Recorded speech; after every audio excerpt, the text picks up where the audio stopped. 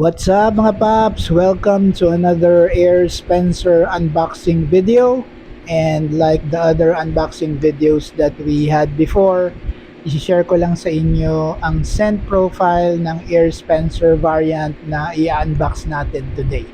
So kung interesado kayo malaman kung ano yung amoy ng Air Spencer Whitey Mask, panoorin nyo tong video na to hanggang dulo. Let's do this! Throw your hands up if you with it. Drop it. So, ito yung itsura ng box ng Air Spencer Whitey Mask. Sa front panel, merong image ng perfume and also the product shot ng can sa lower right side and yung scent tagging niya at the bottom portion of the front panel. So, ayan yung Whitey Mask scent variant tagging. So mahalagang alam natin yung itsura ng box para pag nag-decide tayong bumili, alam natin ang itsura ng original dahil sobrang daming fake o Chinese version nitong Air Spencer na nabibili dyan sa marketplace, sa Facebook and also sa Shopee. So if you got your Air Spencer for only 250 pesos or below, 180, 160, mga paps kabahan na kayo kasi malaki yung chance na fake yung nakuha mo sa Shopee or sa Facebook. Malamang Ikeda yan, hindi Eikosha. Yung Eikosha yung original na Japanese Air Spencer. Yung Ikeda yung Chinese version. Dahil lang urig na Eikosha, hindi mo makukuha ng 250 per can yan. So, much higher, medyo expensive at around 270 to 290. Sa mall nga, 350 pa yan, 320 to 350. Okay, so moving forward, pag flip natin yung box sa left side, meron niyang Q code that you can scan to get more info about the Air Spencer scent that you have. Meron din niyang label na made in Japan. So, ayan. And andyan din yung scent number niya which is A43 for Whitey Mask. And then yung scent variant niya na Whitey Mask and yung product code which is 059043 for Air Spencer Whitey Mask nga.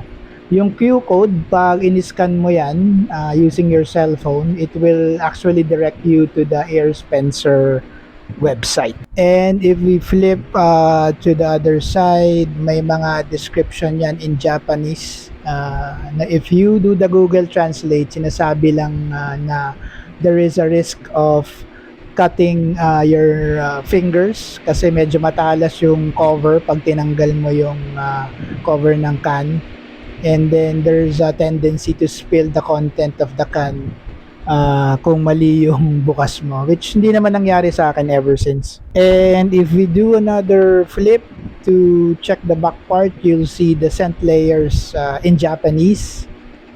We have the top note which is green apple if you Google Translate, and then we also have the middle note which are magnolia and jasmine, and then of course for the base note it's white mask. So according to the label, the fragrance is a combination of fresh floral scent with white musk for a sense of cleanliness, softness, and sweetness. So malalaman natin yan later pag nag-sniff test na tayo to check kung talagang totoo. For the top and bottom part of the box, makita lang naman natin yung product shot at the top side and also the barcode on the bottom side. And some more Japanese characters that tells us that the can's projected longevity is a month or 4 weeks after opening, but it depends sa condition and kung saan kayo nakagarahe. Of course, pagka nakabilad yung kotse nyo sa araw, mas maikli yung life ng longevity ng Air Spencer car freshener, no? It also says that the color might vary, but it should not affect the quality of the scent. Okay, so let's move forward and open the box. So meron yung part where it says open or with the tear here, cut out, yan, no? Para mabuksan natin mas madali yung Air Spencer box natin. And pag nabuksan natin yung box, of course, makikita natin yung mismong can nung YT mask together with fine print. So, yung fine print, ang sinasabi lang dyan is that may post card campaign si Air Spencer that will end 2026.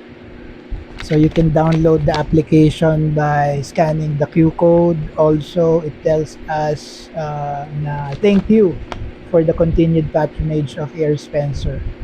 And again, due to unavoidable circumstances, the all-you-can-buy gift campaign will end Feb 28, 2026.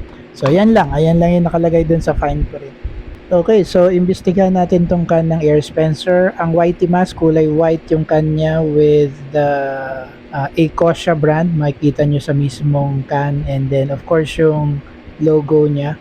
Itong Air Spencer, dalawang side na bubuksan, but to avoid spillage nga, you might wanna open the side na walang sticker. Yun yung sinasabi dyan sa sticker na yan.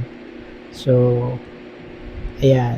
Dalawang option to open up the can for you to be able to smell the scent of your Air Spencer car freshener.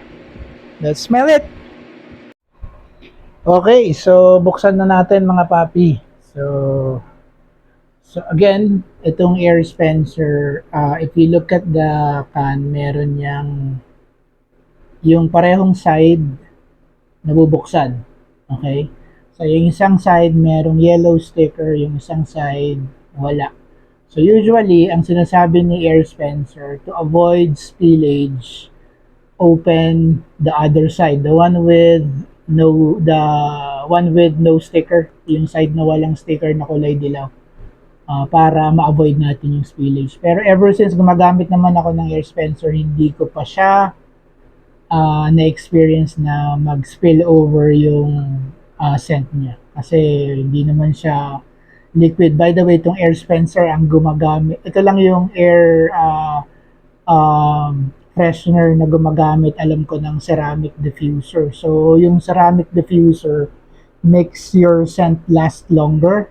And mas maganda yung pag-diffuse niya nung scent sa air kung naka-ceramic diffuser tayo. So, buksan na natin and let us see kung talagang totoo yung sinasabi dun sa description niya dito sa box na this whitey mask is a floral scent, a combination of jasmine and magnolia dun sa and green apple sa top scent, jasmine and magnolia sa middle, and then whitey mask or white mask sa base notes. So itong whitey mask pala is not a linear scent. So meron siyang mga layers. So which is different from the other Air Spencer scents na ginagamit natin. Usually kasi linear lang wala siyang layers, but for the whitey mask, meron siyang green apple sa top again, and then meron siyang magnolia and jasmine sa middle, and then we have the whitey mask scent as a base note. So, buksan na natin and let's see kung anong amoy. So, this is what it looks like inside. So, ayan yung ceramic diffuser niya. Wow.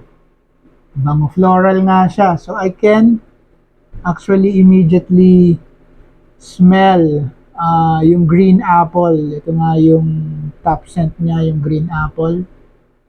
And then, yeah, as you sniff it, lumalabas yung jasmine. I'm not sure about magnolia, pero yon, ang jasmine is like sampagita, di ba? Sa Filipino version.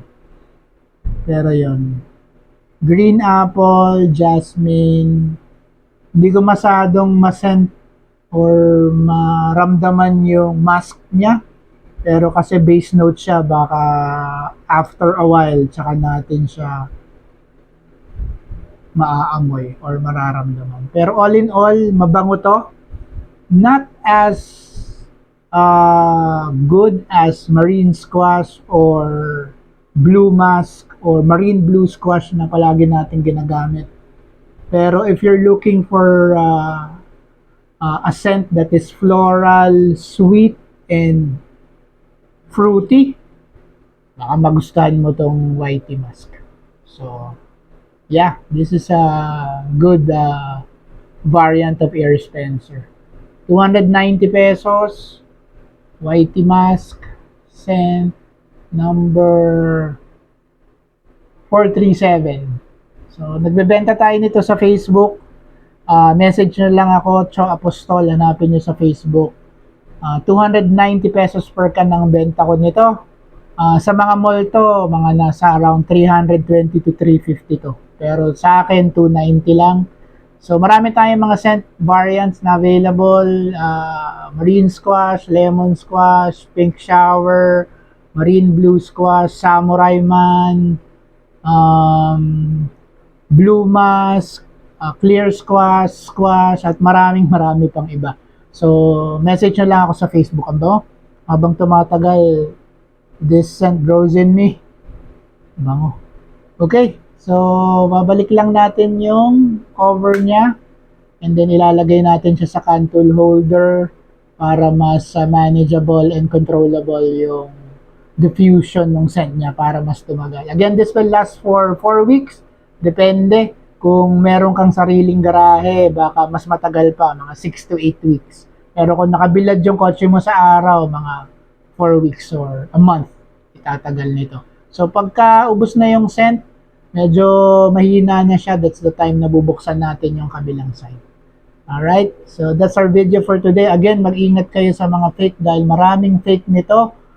What you want is Air Spencer by Ecosia. Okay, so ingat ka sa Ikeda kasi that's the Chinese counterpart. Fake yun. Yun yung mga mumurahin. 250, 180, 160. Mabibili nyo sa Shopee, sa Facebook. Huwag kayong bibili nun kasi baka 3 araw lang yung set nun. Wala na. Okay? So again, Air Spencer Ecosia. So if you're looking for something floral, sweet, a little bit of fruitiness, so this is whitey musk. Alright, see you later. Thanks for watching. Please subscribe till the next Budol. Peace.